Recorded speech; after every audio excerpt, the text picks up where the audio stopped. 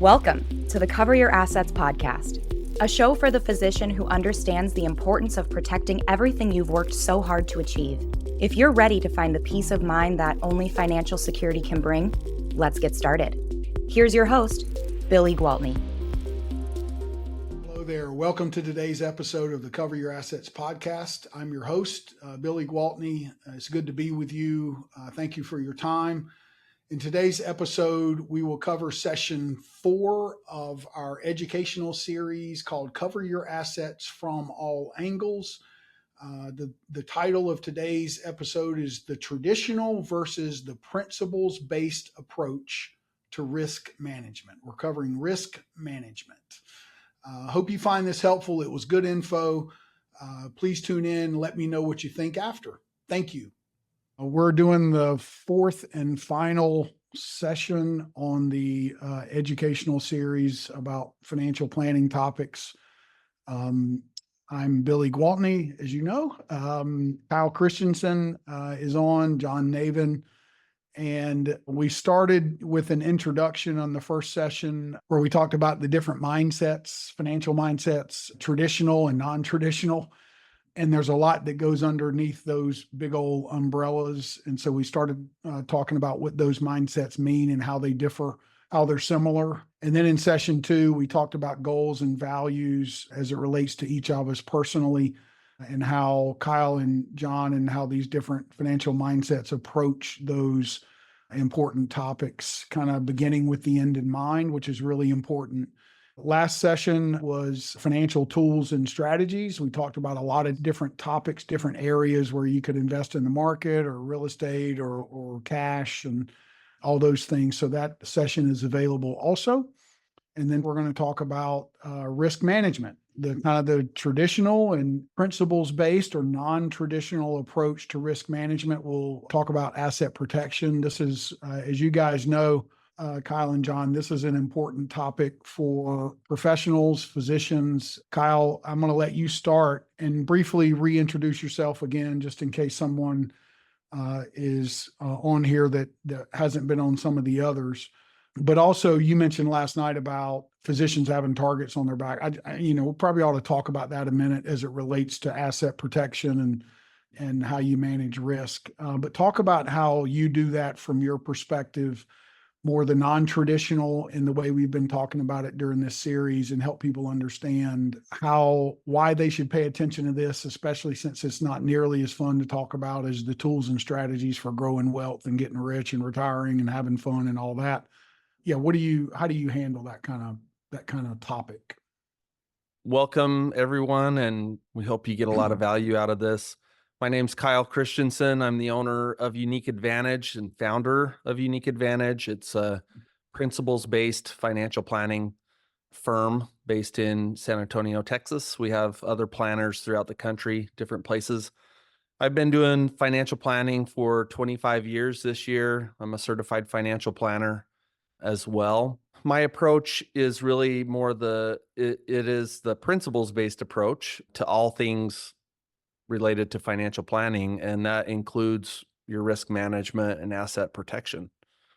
I would start by saying that the principle that we adopt as far as it relates to protection, and I agree, Billy, I think, this topic in general is not the exciting topic for most people. When they think about money or what they want to learn about money, usually it's about investments and stuff like that. So, but this is the foundation, this is the foundation of the house. And, it doesn't matter how great the house is on top of it. If the foundation isn't any good, that house is probably going to fall apart over time.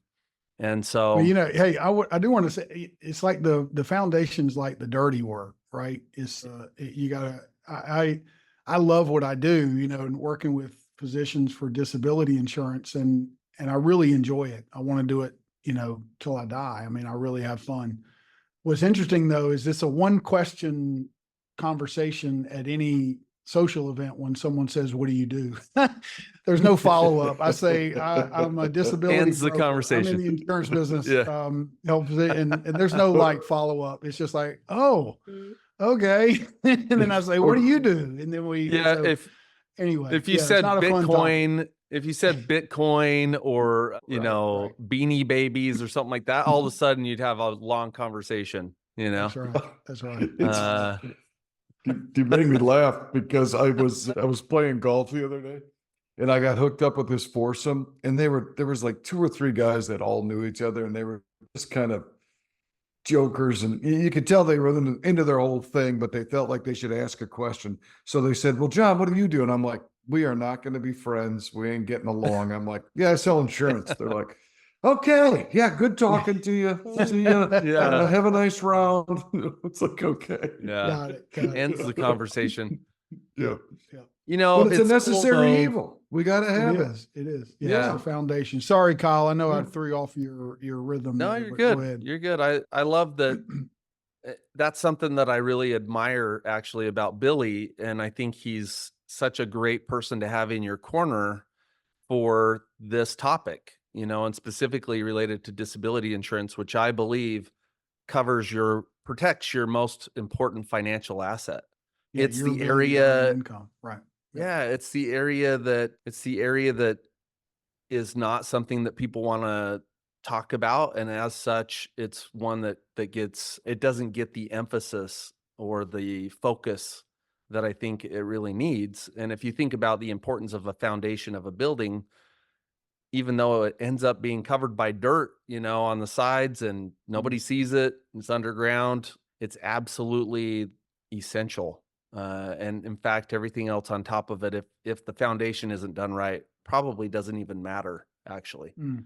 So our approach to that area of financial planning, risk management, and asset protection is the principle of maximum protection.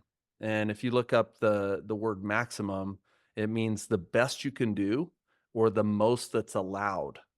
So when we think about insurance and legal protections, there are certain limitations, maybe based on our capacity, our capability of doing something. As good as something might be, if we don't have the money to do it, we can't do it.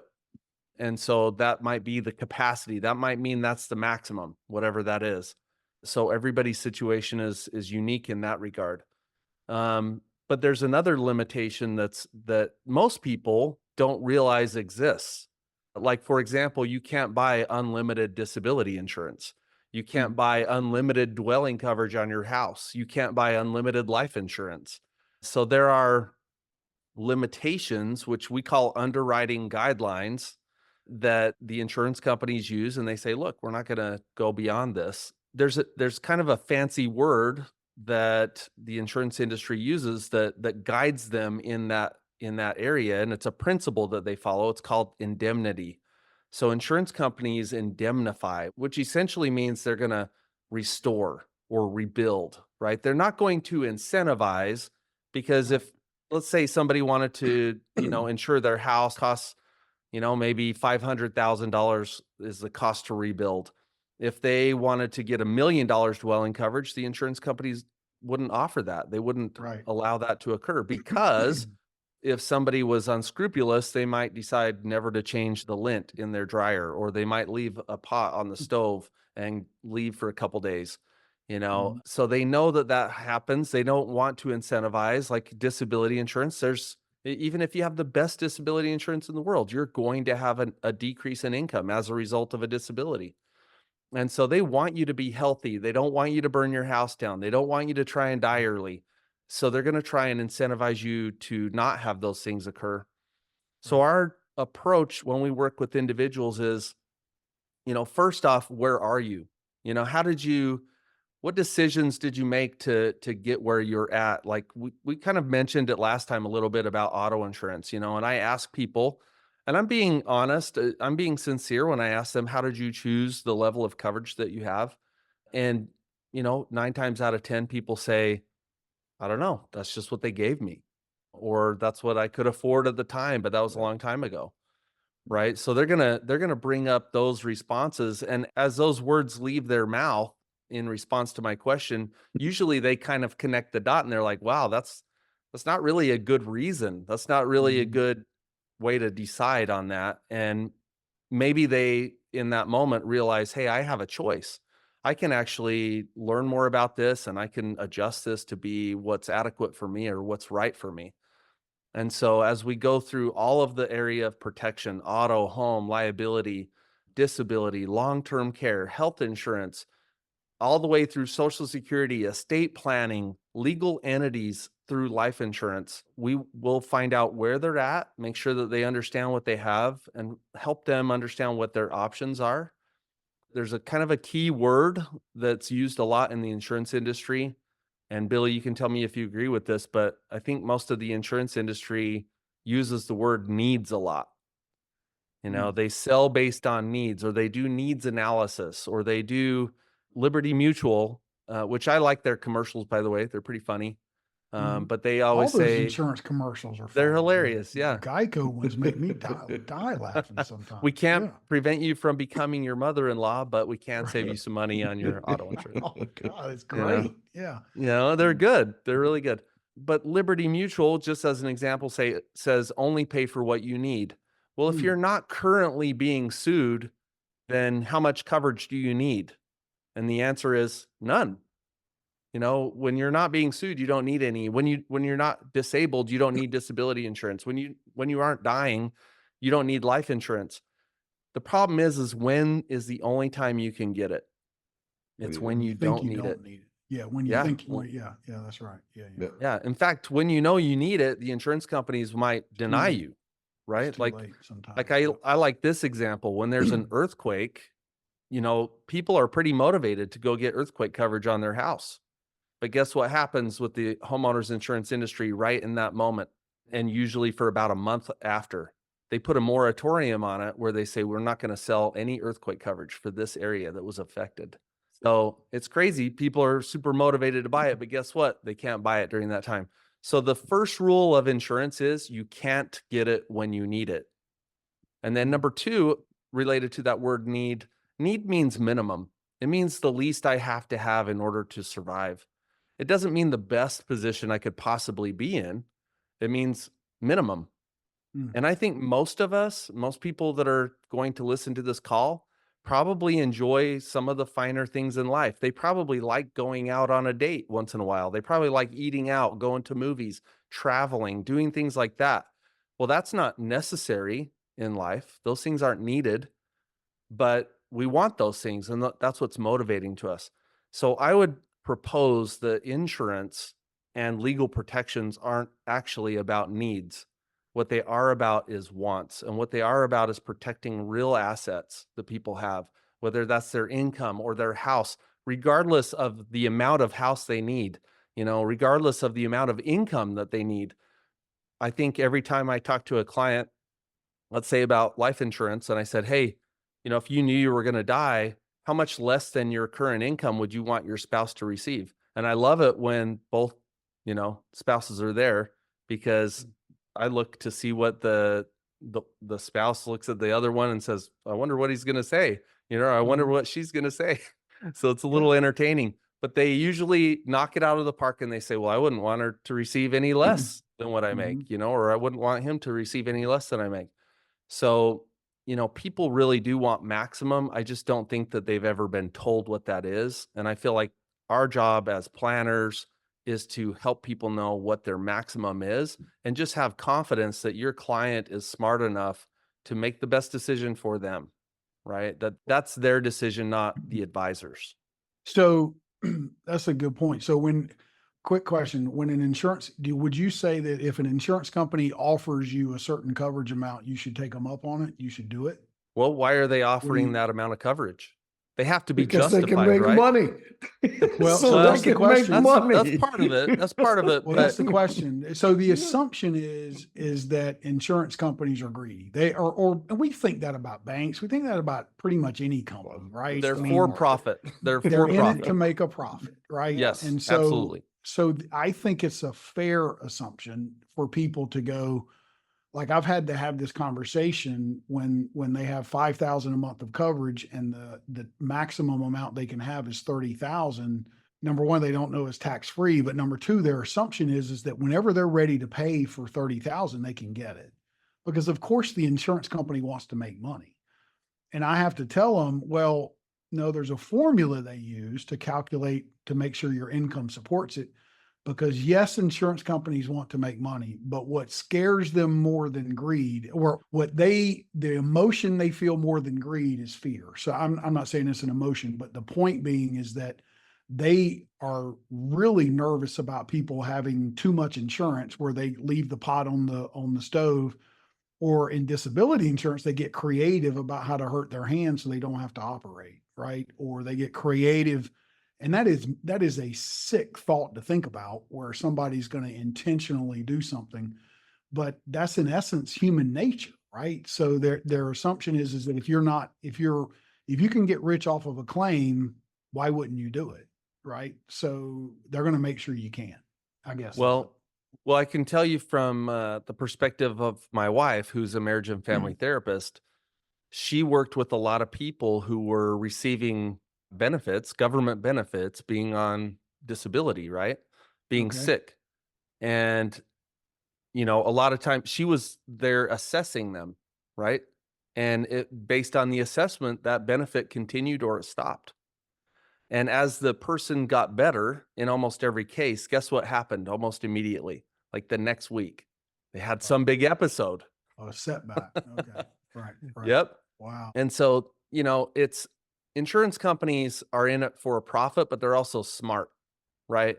And they kind of know that unfortunately there are people who will try and take advantage if they can. So that we go back to the word indemnity, right? Insurance companies indemnify. They're never going to incentivize a loss. So as much as they want premium, as much as they want to make a profit, they don't want to make it so good that it's actually somebody is better off dead, or somebody is better off being disabled, or somebody is better off having their home burned down. There has to be a loss in every one of those situations. There's actually a loss. So like, for example, life insurance, right? A person who's 30 years old, okay, the calculation for their maximum amount of life insurance is probably going to be somewhere around 25 times or 30 times their income. Most people don't It'll even go know that that's high their now? maximum. It'll go up Absolutely. to 25 or 30? Yep. Oh, wow. Yep. I thought it was 20. Okay. But That's think good. about this. If you're 30 years old, 30 Mhm. times your income, is that full replacement of all the income you would have made for the rest of your career? Absolutely not, because that's not considering inflation or adjustment or increase in income over the next 30 years. It's taking your income right now times 30. That's it. They're not going they won't go above that. Even if you want to pay for it, they won't go above it. So Okay. the reality is you cannot, for those areas of insurance. I'm not talking about the insurance you can buy when you buy a computer through Best Buy or whatever, right? Right. I'm Right. saying insurance on your house, your income, your life insurance, those things. You can't actually overinsure. The industry won't allow that to happen.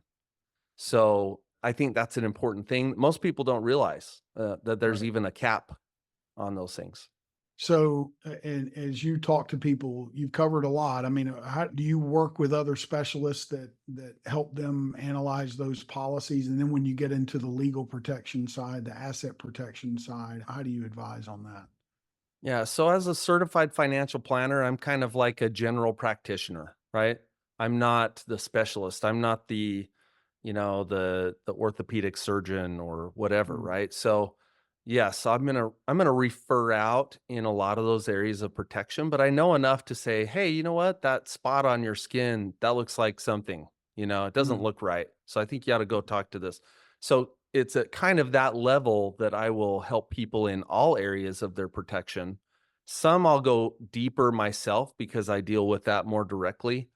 But most of the other ones, like estate planning or setting up entities or things like that, I'm going to refer out, and, I'll refer to attorneys or, accountants when it comes to tax situations, or, even with property and casualty insurance, even though I'm licensed in that area and I feel like I'm an expert in that area, I have a ton of experience in that area. I don't want to deal with that directly. So I refer out in those areas. One area of protection that I think most people don't think about as protection is liquidity. Do you mind if I touch on that for a second? No, go ahead. Go ahead. So you think about what keeps you in the game. That's what insurance is supposed to do. It's designed to protect your assets. It's designed to protect your income. And I would say liquidity plays that role a little bit too. So a lot of times when people are investing or they're maybe hyper focused on investing, they spread themselves really thin. And so they have very little liquidity. Well, most people have heard the phrase timing is everything. And I would say that that's really true. And I would also add to that, timing is almost unpredictable. It's almost always unpredictable. It's never exactly the way you thought it was going to be. And so what keeps you in the game? What makes it so that when things don't play out exactly as planned, like happened in 2008, when people had, the real estate market had a huge downturn, what was the difference between the people who were able to stay in that property versus the people who immediately had to fire sell, right? Short sell their properties, et cetera. It was the people who had liquidity. They had staying power because of their liquidity. So I would just add to the idea of risk management and asset protection that liquidity is a part of that. Good word. Thanks for that. John, reintroduce yourself quickly Do it. and then add Yeah. anything and how you when you're Well, working now, with clients, how you deal let with me that. just set the stage because I'm going to take a different side of the story. Yeah, sure. Just to challenge us a little bit. All right, great to be here, Kyle. Thanks, you did a great job explaining everything and laying it out there. And Billy, I do have a couple questions for you, even on disability. So Yep. I'm going to go through. I'll introduce myself, of course. John Navin. My company is called the Navin Group. Probably the biggest thing we do is we do money differently. So we don't do it the same way as you'll see on Wall Street and a bunch of other places. But what we do by that and what I mean by that is we look at the person's heart first. We look at what's important to them. We're trying to help them complete their whole life, not just take care of their money. So similar to both of you guys, we're trying to help people just get better. Any way we possibly can, we want to help them get better.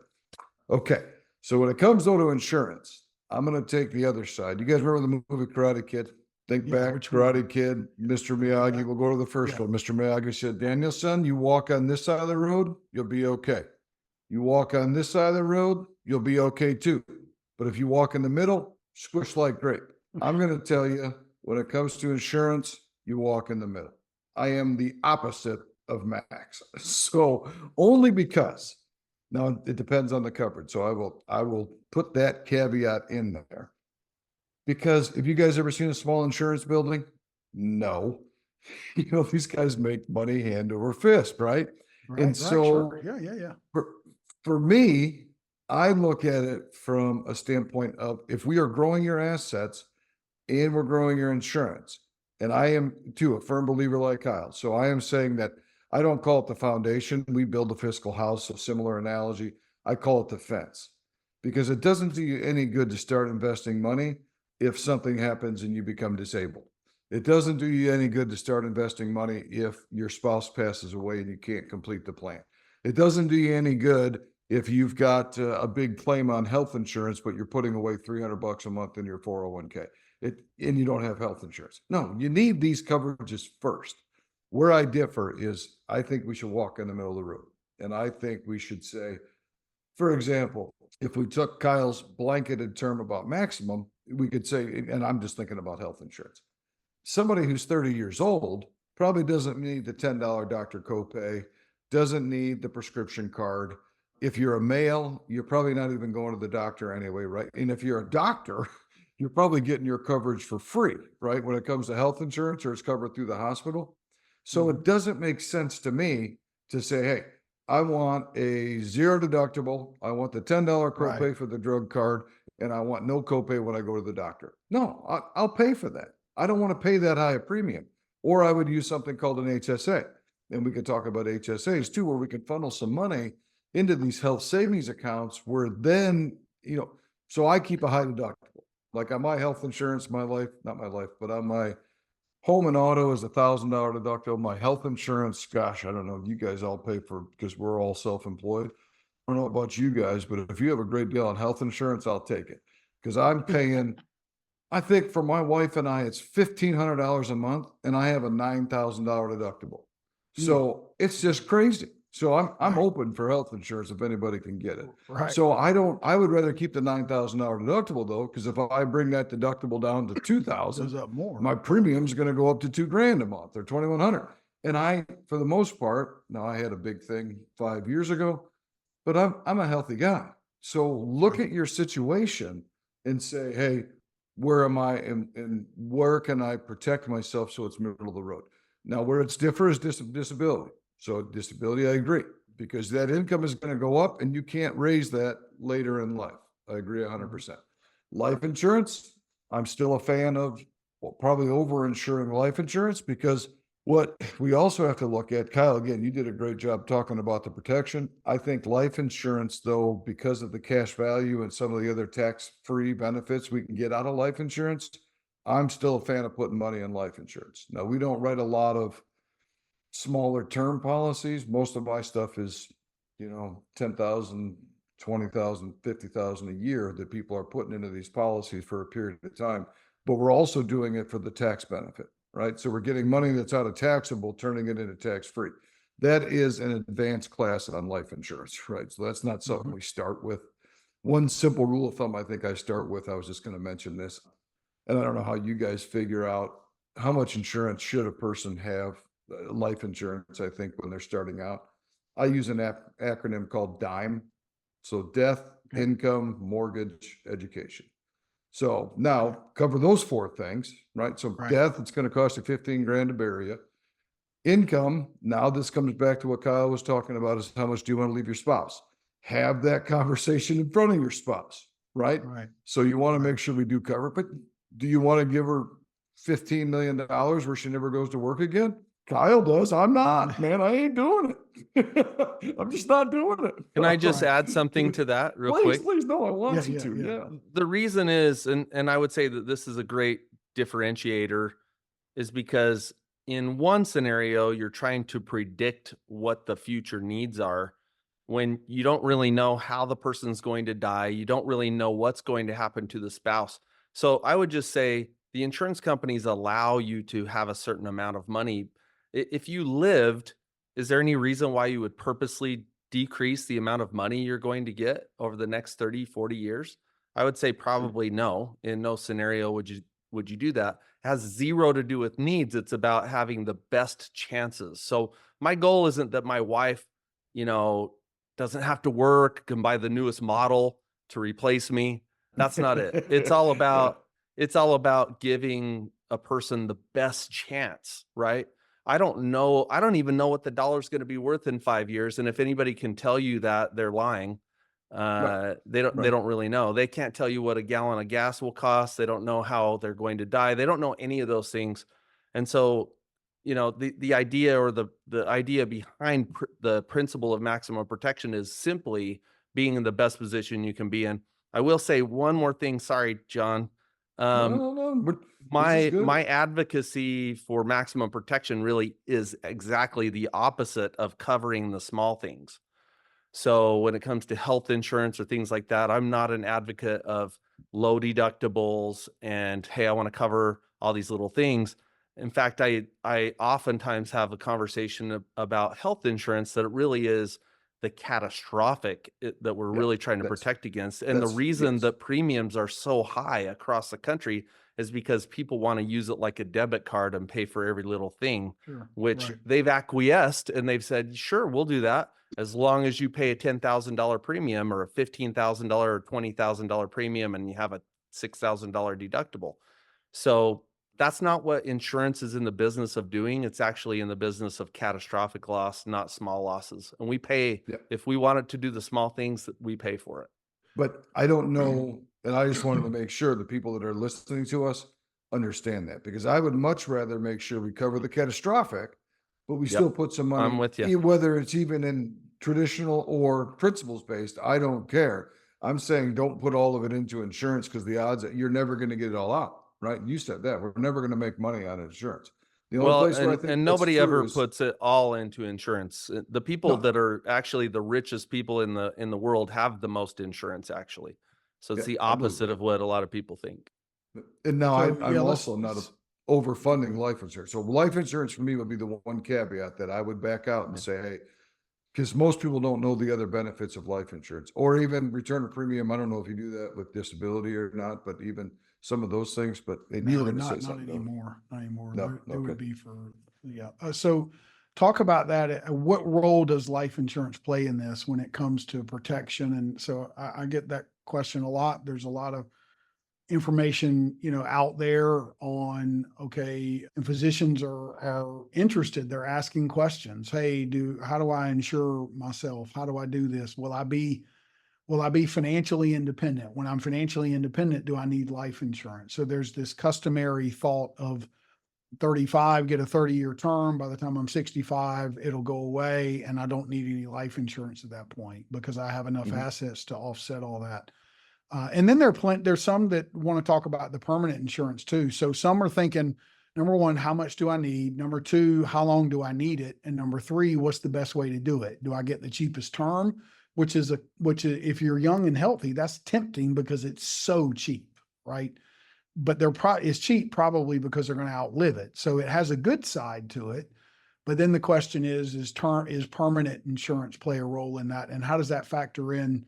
Don't spend too much time on the last, the strategies and all that, but this is a strategy, right? We're protecting assets, we're managing risk, and we're also trying to grow our wealth. So how does all that play in together? And I think it's finding a balance. And I think one of the things we teach all the way through is the best financial plan is one you can sustain. So it's one that we can go through from a risk standpoint, not only insurance, but a market risk. It's one that you can go through from a financial standpoint. How long can I pay this? I would always be a fan of permanent insurance, but even though, when I was young, I bought term, invested the difference. I don't know that I would do it that way again going forward if I could afford it, because there's a lot of people now that I see that I'm pulling money out of their 401ks to put back into life insurance. So we're taking it out of the 401k, putting it into an IRA, converting it, or really just taking it out of the 401k, and we're writing a check and paying the tax now because 2025, the tax law is going to change, right? We didn't really hit on this much, but right. 2025 or beginning of 26, we go back to the old tax bracket. So our taxes are automatically going to go 30% up.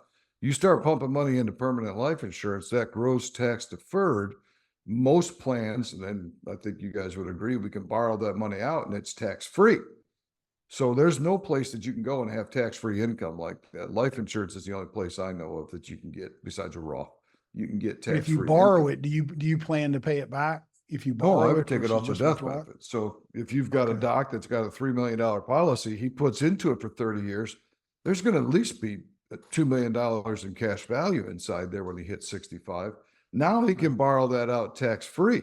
When he dies, they go, well, there's two ways. Let me do two scenarios. When he dies, it could have been a $3 million policy. He took out $2 million. The beneficiaries get $1 million. The other thing that you could do is, and this is, somebody asked me the other day, we were setting up our 401k. And so they're like, okay, how do you do your 401k? Do you do the Roth or do you do the traditional 401k? I said, I do both. And they're like, why do you do both? I'm like, I'm going to use the Roth tax-free money that I might live on someday. The money I put in the 401k, I'm going to donate, right? So I'm going to get a tax break now, take the deduction. Then what we'll do is when we get closer to dying, I'm going to let's take that same $3 million policy. If I don't pull all the cash out of it, I'll leave the $3 million policy for my kids, and I'll take the $3 million in my 401k and donate to charity. The only people that lose are the government. So now you've got this whole tax-free asset. So life insurance, again, I know we're talking about protection and risk, but I just want people to know there are more benefits to life insurance than meet the eye. And if you talk about most executives, they are putting money, big money, into cash value life insurance because it's protected. And that is one sector, I think, of the industry the government can't mess with. The insurance industry is too big. The lobbyists are too strong. I don't think it's ever going to change. Be my guess. It's creditor protected too in most states, right? Yep. There you go. Yep. Yeah. Okay. Good answer. So for sure. Kyle, what thoughts on that? I was talking to a client today actually about her life insurance. She was trying to calculate how much she wants and she was just asking, cause I help most clients with life insurance too, but when it gets, when they want to get into planning and doing permanent insurance, how should I structure that? I really believe that that's a bigger discussion as it relates to, their overall financial picture. So they should talk to one of you guys or somebody that's really good at it. Hopefully it's one of you two guys, but whoever it is, that's a more detailed conversation, right? Because permanent insurance can make a lot of sense if it's done correctly. But I think it's also possible to do it incorrectly, right? I mean, like if it's, I don't know, just talk about that, because there's also the long-term care aspect with life insurance that plays into part of protection. Yeah. And so that's getting bigger and bigger and bigger as people get older and live longer. And so those conversations, if they're not coming up yet with somebody when they get in their mid to late 50s, they definitely will be. So what do you say, Kyle? Any thoughts on that? Go ahead, John. Look, I was going to throw one out to you guys to also add on to the conversation. One of the biggest mistakes I see people make when it comes to life insurance is not buying life insurance from a life insurance company. I don't know how you guys feel about it, but I would not send somebody to State Farm or Allstate or American Family to get their life insurance, because now I know they keep the companies separate, but if somebody has, let's take State Farm, they're insuring people who have hurricanes, earthquakes, homeowners claims, et cetera, et cetera. So if there is a huge loss in Florida due to an earthquake in Florida, a hurricane, then that's going to impact theoretically the rates they charge on their life insurance. Whereas if you buy life insurance from, I mean, I know you guys have different companies. I'm a Allianz. I think you guys are Guardian, different carriers, but you buy life insurance. We use different ones.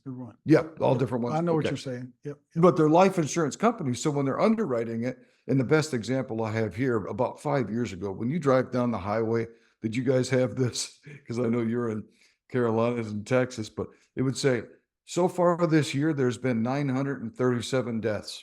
Last year, there was 927 deaths. I'm like, I don't know why they tell us that, but the actuaries know that there's going to be 927 people who die on the highway this year. They don't know who it's going to be, but they know there's going to be 927 people die in a car accident. So they know life insurance wise, they can predict more of the claims that they're going to have to pay out in the future, which will keep the premiums lower when they pay the money. So that's just a big mistake I see with life insurance. Cool. Kyle? So kind of going back to your question about, the larger discussion, maybe when a client comes and says, hey, I want to talk about life insurance or whatever, it absolutely should be part of the holistic conversation, like the whole plan. I mean, think about this. Most of the people that will listen to this call are physicians, right? I mean, if you prescribed something without knowing the medical history of somebody or having a more thorough knowledge of that person's overall health, what do you call that?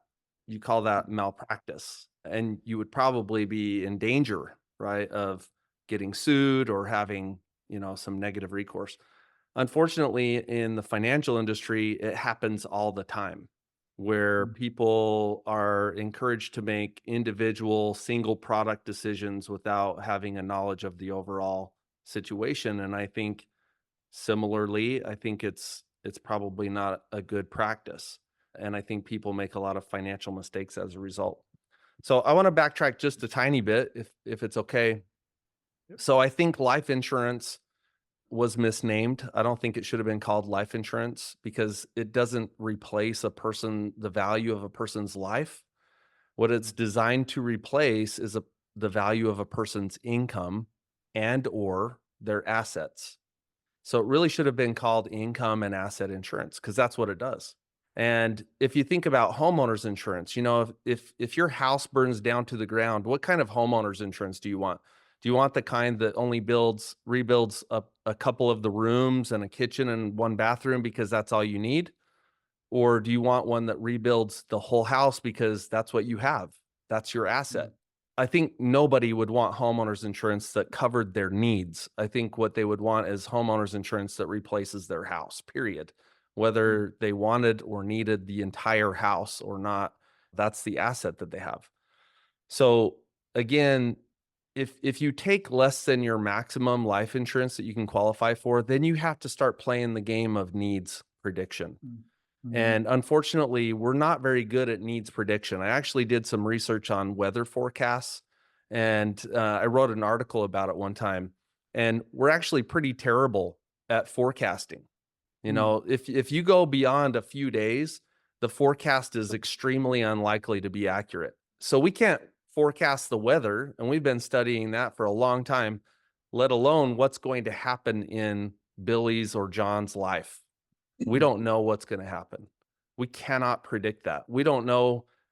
Again, if you could find somebody who can tell me the price of gas next year, I'd love to hear it. They can't make predict some that. money. They can't tell you the price, but they can give you a range, right? Okay, So you maybe. still could. I don't know. So there's a maybe great it's book not about gonna that. Be more, you know what I mean? There's So a that's great where I book would- about that yeah. called Anti-Fragile, by a guy named Nassim Nicholas Taleb, and he wrote the book Black Swan. And basically, black swan events. The problem with predicting the future based on past is that the past, you can't predict black swans, or what are basically events that didn't happen before. For example, we might say AI is a black swan. That's something that we didn't have 20 years ago. So we can't say, hey, you know what? We know exactly what's going to happen in the future because I'm looking at the past. Could COVID that be an leads example of that? Is COVID an example of great that? example. Yeah. Okay. Great Okay. example. All right. So there are events that almost every one of these, which he would call black swan events, they make it unpredictable. So if we're looking at the past trying to predict, in fact, the idea of predicting and forecasting is by nature fragile, and he talks about that in his book. It just goes against what, I think planning is all about. I think planning, I would just argue that the very best plan is the one that works under the most circumstances. It's not the fastest, it's not the cheapest, it's the one that works under the most circumstances. And if you want the plan that's going to work under the most circumstances as it relates to life insurance, you're not trying to predict the future. You're just going to be in the best position you can be in. If you buy your maximum life insurance, there's no guarantee that that's enough. There's no guarantee that that's going to be more than enough. It could be inadequate is the reality. It could be less than what you needed, actually. What were you saying, John? I was just going to say, but if we're still, and I hear what you're saying and I get it, but if you look back historically, even if we go back, and don't quote me on the year, because I do not know the year, but 1918 stands out for some reason for the bird flu. Is that when it was? Yep, Spanish so flu. They were talking Yep. about it with COVID, right? They were I saying, don't think it the was the last bird big flu. I think it was Spanish. Is that the same? That's not the same thing. It's the Spanish flu. Yep. Similar. Okay, Yeah. so the Spanish flu. Got it. So we'll Got go it. with the My bad. Spanish flu. And then there was a bird flu somewhere, but we'll go with the Spanish flu. All I'm saying, the point I'm making is that there is, people come to me and they go, oh my gosh, John, the market is so scary right now. It is just scary. Well, if you think that, well, then you're right. Or people come to me and they say, oh my gosh, it looks fantastic. If you think that, you're right. But if we look back historically, and then we'll take that scary comment, they say, oh my gosh, well, we have the whole thing going on with Russia and Putin, and I just don't know what's going to happen, and we're going to World War III. Maybe we are. But have we already had a world war? Yeah, we've had a few of them. Have we been to Vietnam? Yeah, we've been to Vietnam. So think about historically. Now, I know we're still, because we are still planners, right? So we still have to plan. Planners are still in our name somewhere. And the only way we can plan is start to say, well, what happened in the past? We're not going to be able to predict everything in the future. No way. None of us here can do that. It's just not going to happen. I'm not saying I can, but I can tell you there's trends, and we can just look at trends. And I still think you got to walk the middle of the road as best as you can.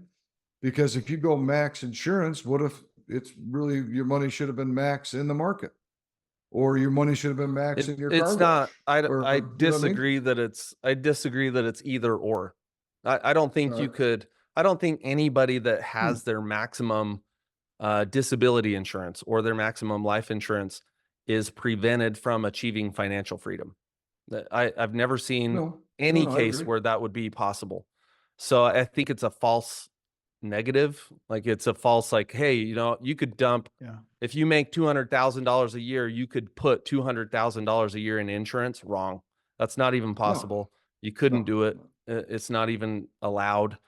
So it's kind of a false negative. But I want to go back to type. Is it okay if we talk about types for a second? Yeah. So I think that's part of our process, right? Is helping people understand the three major types of life insurance, that there is term, there's whole life, there's universal life. I think my clients, I give my clients the benefit of the doubt. I think that they're as smart or smarter than I am. So if they're given the information on how these things function, what they're designed to do, they're going to make great decisions related to the type. And I would just say that, just like when my wife and I first got married, which, by the way, today is my anniversary, 26 years. She's put up with me for a long time. Consecutive years? Yeah, consecutive. Yeah. Okay, all right, that's good. There was That's no good. sabbatical, no hiatus. Ooh. She stuck it out all the Cool. years, even the Congrats, tough man. ones early on. Yeah, thank you.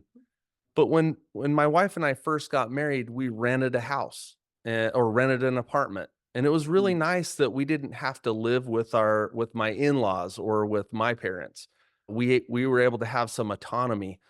And so rent was a good thing. There was a time and a place to rent a place.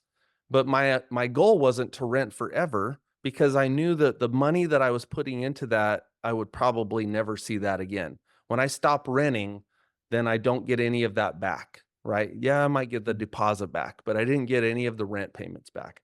Well, term life insurance is like renting. It has a time and a place. It is the cheapest to begin with, but if you look at every term life insurance policy that exists, if you kept that policy till normal life expectancy, you'll actually pay more in premium than the death benefit is worth. So they actually, if you think about what financial institutions really want, what direction do they want money to go? We've kind of already talked about this a little bit. They want it to go to them. Yeah, they want it to go to them. And if the insurance companies had their way, what they would do is they would have you pay for insurance, life insurance in this case, until just before you die, and then they want to cancel it. They want you to cancel it. Okay. And so with term insurance, they kind of have a mechanism in place that causes you to want to cancel it, which is the increasing premium. Most people have their term life insurance through work. Well, what happens when they leave their job?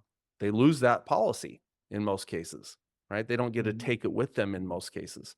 So they lose that coverage. So the life insurance companies, if they had their desires, right, they would just have everybody pay for insurance most of their healthy life, and then they would have them cancel their insurance because they don't want to pay a death benefit. Okay. So thus we get into the other types of life insurance, and I'm not going to get into a ton of detail there. Yeah, we got about 13 minutes, 12 minutes. But think about the difference between renting and owning. Okay. And that really is the difference between term and the other types of life insurance. It's, do you want to own it? Do you want to have that policy there the day you die? And I would just say it has zero to do with needs. The couple questions that were brought up initially were, do I need it? The answer is no, you don't need it. There are billions of people on the planet that have no life insurance at all, right? They survive somehow. Their families survive somehow. But I don't think that's the goal. I don't think that's the purpose of financial planning. I don't think it's to survive. I think it's to thrive. I think it's to be in the best position you can be in. So I don't think need has anything to do with life insurance. And then I would just say, the how much do I need? Again, unless you have a functioning crystal ball, you don't know the answer to that. So how do you figure it out? What do you use? That's what's easy about maximum. The principle. Yeah. That's what's easy about it. Like our philosophy doesn't change from homeowners insurance to disability to life insurance. It's, hey, I want full dwelling coverage. I want full replacement of my asset, my house. I want as much of my income to be able to be replaced in disability insurance if I become too sick or too injured to do my job. And on life insurance, I don't want my wife to receive anything less than I would have earned had I lived. And it has zero to do with me trying to predict. So the nice thing about that principle is that we don't have to figure that out. We don't have to try and figure out what do I need or how much do I need, because the insurance companies give us that maximum. If they said you can buy unlimited amounts, then maybe we'd have to have that conversation. But they don't allow that. They don't allow that. There is a maximum. What an insurance company will let you get, you should take on life insurance. Yeah, there's a reason they're offering that. Yeah. Right. Okay. And I assume you could structure it. You would recommend term and permanent or combination or something, just depending on the situation. That's right. It would be a decision based on the whole plan and what they're trying to accomplish and considering all things. Does that make sense to you, John? Does that sound? Yeah, I would still put us more in the middle of the road. So I would still vote for, because I would rather see the dollars go to both places. So I'm more of a, we talked about buckets yesterday. I'm a little bit more of spread the money out, because if not, we're putting a lot of money into one place. And yeah, so even like if we went into Kyle's world and said we're going to open or invest into another business, if we're maximizing our insurance, that's going to cut down our cash flow that we can put into. Nope, I would disagree 100% with that. Let me give you a quick example. Is that all right? Please. Real life example. So I have sure. I have many different types of life insurance. I have a lot of term. I have a lot of whole life policies.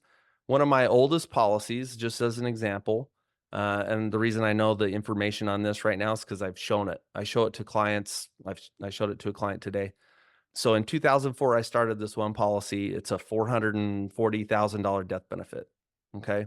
I put in 72,000 and change in premium into this whole life policy. Currently, I have over $90,000 in cash value. If I would have put that $72,000 into any savings, would I have $90,000? Savings. Yes. I'm talking guaranteed savings. No way. If you get 4%, if you go back to 2004, I'm talking guaranteed savings accounts. Okay. What was the average over the past 16 years has been 0.7%. So there's no way I would be anywhere near $90,000 in cash in a bank account. Okay. Well, so I have more paying cash. The premiums periodically. It's not every month you put in 2004. No. Right. Nope. Okay. That's right. Okay, I see. Okay. So you're paying, so there's no bank account in the nation has paid that. So and especially on an after-tax basis. So I have $90,000 in cash after tax, tax-free actually, in the life insurance. What can I use that money for? Is there any restriction that the IRS says I can use this for that, or I can't use it for something else? Is there any restriction? No. Could I invest that? Could I put that into my business? Could I invest it into an ETF? Could I put it into real estate? Could I do anything I wanted with that money? So the answer is, depending on the type of life insurance you choose, you might actually have more money to invest, because the actual cost, which my definition of cost is cost equals input minus output. It's not cost equals input. If cost equals input, then where you put your paycheck, your bank costs you your whole paycheck, but nobody believes that. So if I put $72,000 in a life insurance policy and I have access to $90,000 as a result that I can use for any purpose at any time, there's absolutely no opportunity costs. So the idea that I might have less money because I bought more life insurance is absolutely not true. Interesting. We're going to need a second session. We're going to have to go back. Well, we got a little detailed into that, but that's reality. I'm not giving you this is not a projection. This is actually real. Okay. Yeah. Well, I'm still saying too, if I took the $400 a month or whatever you were paying, I didn't hear the exact premium amount, and I put that into not a savings account, but then it's different. So you're comparing, but you're comparing something that's liquid versus illiquid, cash versus non-cash. Okay. There's absolutely no risk of loss. So that's the differentiator. That's a difference between us two, probably. Right. So one is liquidity and the other one is an investment. I'm not comparing my life insurance to real estate or my dental client's practice, right? I'm not comparing that, because rate of return is not the conversation here. I have access to that money. I could do whatever I want with it. I could put it into S&P 500. I could do anything I want. So from a saving standpoint, there's no question that I would have no less money for sure. No less, but the other thing is the first 10 years inside that policy, and just so people know, I mean, the first 5 years are fee heavy. So you're not going to have the same savings that you would, even at 0.07%, you would have. So we'd have to look at the whole picture, but that's where I'm saying. Right. Which I would add to that. I agree with you. We just got to go back and. I would add to that also, by not having it, then you're eventually going to self-insure. So which cost is greater, not having access to 100% of every dollar you put into the account from day one, or eventually self-insuring? Which scenario costs the person the most? And I can prove actually that it's the second that costs the most. Good point. Yeah, we could have a follow-up discussion on this. One question I have for both of you, when you're meeting with clients, do you find that their asset protection and their risk management is where it should be when you meet with them? I would say no. They typically are underinsured. Underinsured. Okay. What about you, Kyle? Yeah, I would just say that there's people don't really know what their options are, right? This is not part of the education process for most people. So Right. yeah, they have in most cases a lot less than they could have, I would say. And they're kind of hoping that things don't happen in most cases. They're hoping, or they're kind of maybe if they're younger, Or they're a they're little bit betting on invincible. things Yeah, not happening. Yeah. long-term care, just as an example, long-term care happens when you're older, right? Except we all know people who have needed long-term care at a younger age, right? That have gotten in a serious accident or had a serious illness or whatever. I talked Right, to a client yesterday. She's a surgeon. She said a colleague of hers has early onset Alzheimer's in her early 50s. Well, Wow. I have a In her client, 50s. a Like dentist that, client. I don't think I've Yeah. ever heard of that, but that stunned Yeah. me. Anyway, Well, I have yeah, a go ahead. dentist client that I started working with 2 years ago, and he was in the middle of selling his dental practice because he had been bitten by a deer tick in Colorado, deer hunting, and got Lyme disease. And he could not function anymore in his practice. So he was in his 30s, by the way. So that's, with the whole family, bunch of kids, a huge disaster. And he has way less than his maximum life insurance. But guess what? You can only get it when you need it, or when you don't need it, We don't right? need it. And That's what I tell clients, when you think you need it the least, that's when you ought to get whatever you want that's to get. 'Cause exactly the right. Insurance company will give you the most at their best rate when you Yep. think you need it. It's like When you feel the lending. most bulletproof, you can get whatever you want. Yep. Once It's you like get lending. once you are become aware that all of a sudden you need insurance, maybe it's just a blip and it's okay. But if you're not careful, it can be too late, right? So we see that Yep, all the that's right. time. Yep. Well, we're wrapping up. I'm a couple of takeaways are, number one, education.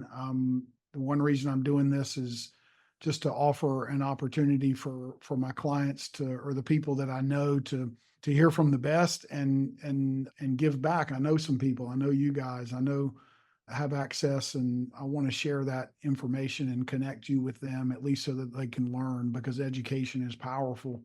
They got to pay attention. We got to pay attention. We can't stick our head in the sand, even as you guys have talked and hearing how you're both quality guys, and there's some disagreement there that ultimately we're going to have to, whether it's me or whether it's a physician, whether it's you, whoever it is, we got to bring our own attention and thought to this. We're going to have to learn. We're going to have to, kind of connect the dots.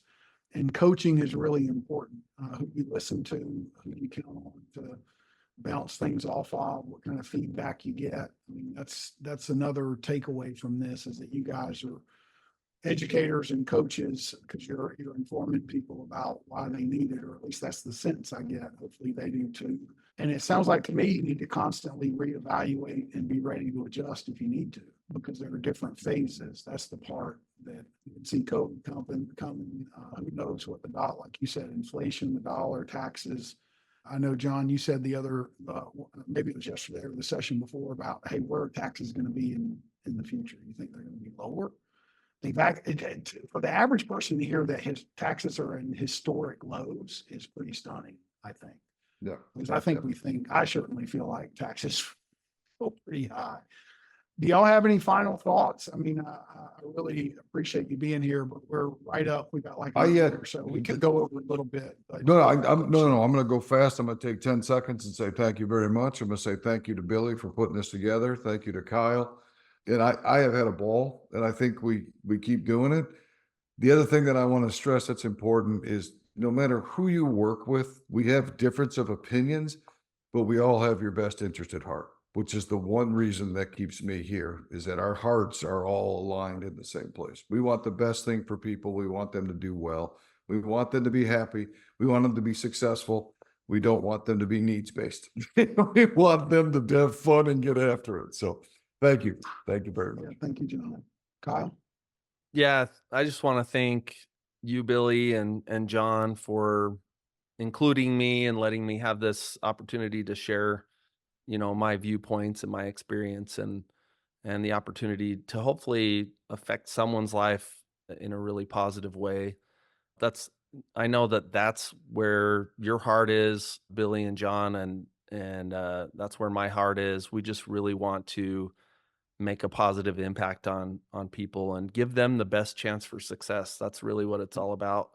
Mhm. And there's a lot working against people financially. Yeah. I mean, there just is. The reality is very few people become financially free, and that's our goal, right? We want to help people become financially free where they can prioritize their life the way they choose, and that's what we're all about.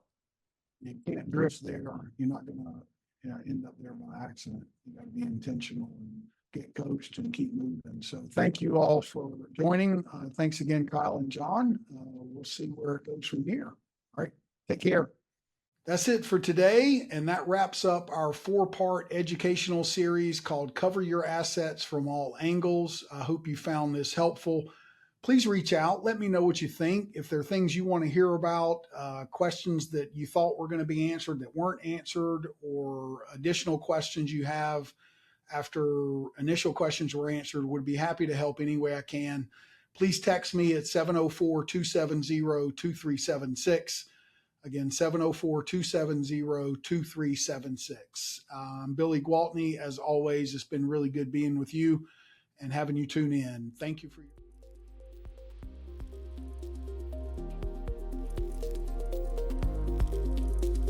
Thanks for listening to the Cover Your Assets podcast, a Work P2P production. New episodes drop every 2 weeks. If you've enjoyed the conversation, subscribe, rate, and review this podcast. For more tips and advice, visit the website and YouTube channel. Check the show notes for links. Join us next time for another episode dedicated to helping physicians like you get your disability insurance right and protect your way of life.